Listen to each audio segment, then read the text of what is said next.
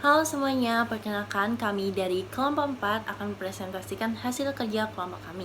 Di sini kami akan membahas mengenai identifikasi pasar bisnis. Kami beranggotakan saya, Agnes Amanda Agni Asmara, NPM 2320411, Murtia Priliana Dewi 2320413, Salsabila Marsya Anissa 2320430, Dela Ayu Melani NPM 2320404, Hanifa Kairunisa 2320433, Adelia Sapta Kusuma 2320434. Apa sih identifikasi pasar itu? Identifikasi pasar merupakan langkah terpenting dalam memulai bisnis, bahkan jauh sebelum memproduksi barang. Bisa dikatakan bahwa identifikasi pasar adalah kunci kesuksesan dan keberlangsungan sebuah bisnis. Tanpa analisis pasar yang tepat, sebuah usaha bisa jadi berantakan di tengah jalan. Lalu, apa manfaat dari mengidentifikasi pasar? Yang pertama, pelaku bisnis dapat memperkirakan ukuran total dan potensial pasar. Dan yang kedua, pelaku bisnis mampu mengidentifikasi target konsumen berdasarkan preferensi mereka. Dan yang terakhir, pelaku bisnis berkesempatan menganalisis kompetitor sehingga bisa merumuskan rencana pengembangan usaha lebih mendetail untuk mengungguli kompetitor. Peran identifikasi pasar dalam usaha. 1. Memberikan batasan pasar yang relevan, terutama batasan yang berkaitan dengan kompetitor yang punya target market dan produksi barang yang sama. Kedua, memeriksa struktur pasar produk secara menyeluruh, misalnya nama produk, analisis daya beli konsumen, dan lain-lain. Yang ketiga, memberikan gambaran siapa, bagaimana, dan mengapa konsumen harus membeli produk sebagai bagian dari permintaan industri. Selanjutnya yang keempat, mengidentifikasi prospek bisnis dalam industri guna memahami seberapa layak sebuah bisnis tersebut berjalan. Kelima, melakukan analisis merek secara mendalam dan apa pengaruhnya dengan keputusan membeli oleh konsumen. Selanjutnya, manfaat identifikasi pasar bagi perusahaan. Menjaring konsumen. Ketika analisis pasar sudah bagus, pembisnis atau perusahaan pasti jauh lebih mudah memperoleh pelanggan yang tepat. Kemudian meminimalisasi resiko. Potensi resiko adanya kegagalan usaha dapat dikurangi dengan adanya analisis pasar. Selanjutnya, menganalisis kompetitor. Analisis pasar akan mendorong perusahaan untuk memahami apa saja kekuatan dan kelemahan pesaing. Lalu selanjutnya mengambil peluang. Melalui analisis pasar, perusahaan dapat menemukan peluang untuk menciptakan produk yang berbeda dan pastinya sesuai dengan selera konsumen. Di sini saya akan membacakan cara melakukan identifikasi pasar.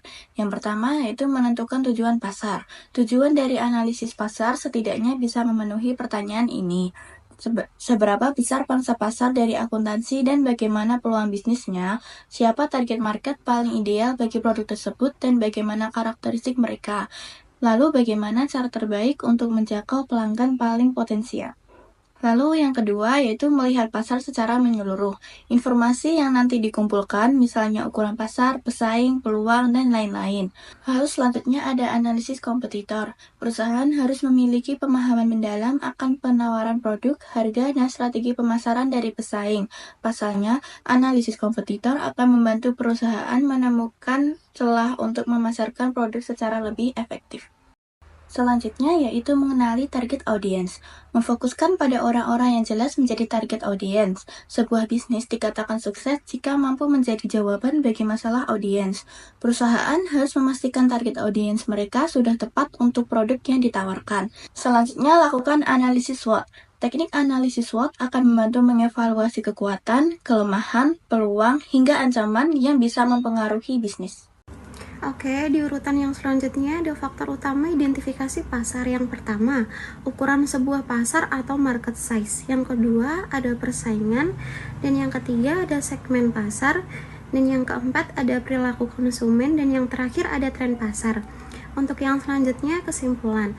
Analisis pasar dalam bisnis bertujuan untuk memahami dan mendalami karakteristik pasar secara spesifik. Dari situ, potensi sebuah bisnis untuk bertumbuh dan berkembang juga terbuka luas. Maka, analisis pasar menjadi hal yang paling tidak boleh terlewatkan dalam berbisnis. Strategi kompetitif Microsoft di pasar seluler. Microsoft Corporation adalah perusahaan multinasional Amerika Serikat yang berpusat di Raymond, Washington, Amerika Serikat, yang mengembangkan, membuat, memberi lisensi, dan mendukung berbagai produk dan jasa yang terkait dengan komputer. Microsoft sendiri adalah penggabungan dari kata mikro, komputer, dan software. Perusahaan ini didirikan oleh Bill Gates dan Paul Allen pada tanggal 4 April 1975. Microsoft memindahkan kantor pusatnya dari Bellevue ke Raymond, Washington pada tanggal 26 Februari 1986. Pada tahun 1990, Microsoft memperkenalkan suite kantornya Microsoft Office, seperti Microsoft Word dan Microsoft Excel. Pada 2016, Microsoft menjadi pembuat software terbesar di dunia berdasarkan pendapatannya. Microsoft berada di peringkat nomor 30 dalam peringkat Fortune 500 pada tahun 2018 dari perusahaan-perusahaan terbesar di Amerika Serikat dengan total pendapatan terbesar. Untuk selanjutnya, saya akan membacakan analisis yang diterapkan oleh Microsoft. Yang pertama, target demokrasi. Target demokrasi Microsoft meliputi anak muda yang mengabdi pada perusahaan dan kerap menjadi mahasiswa atau karyawan. Yang kedua, positioning of Microsoft. Dengan paket langganan dan layanan yang berbeda, perusahaan menangani banyak kategori konsumen pada saat yang sama. Selanjutnya, pengembangan produk atau sekunder. Strategi intensif ini memfasilitasi pertumbuhan berdasarkan pengembangan dan penjualan produk baru. Dan terakhir, diversifikasi atau pendukung.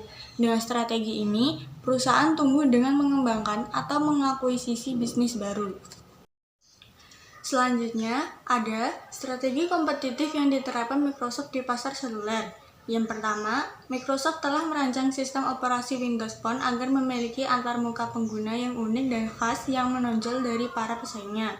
Untuk yang kedua, Microsoft telah memanfaatkan produk dan layanannya yang sudah ada, seperti Office dan Skate, untuk membuat Windows Phone lebih menarik bagi pengguna.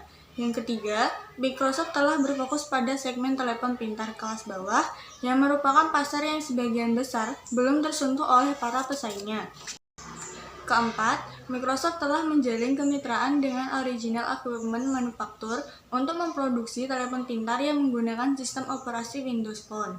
Kelima, dan terakhir, Microsoft berupaya menarik minat pengembang ke platformnya untuk menawarkan berbagai alat dan sumber daya untuk memudahkan mereka mengembangkan aplikasi untuk Windows Phone. Demikianlah presentasi dari kelompok kami. Jika ada salah kata mohon dimaafkan. Sekian dan terima kasih.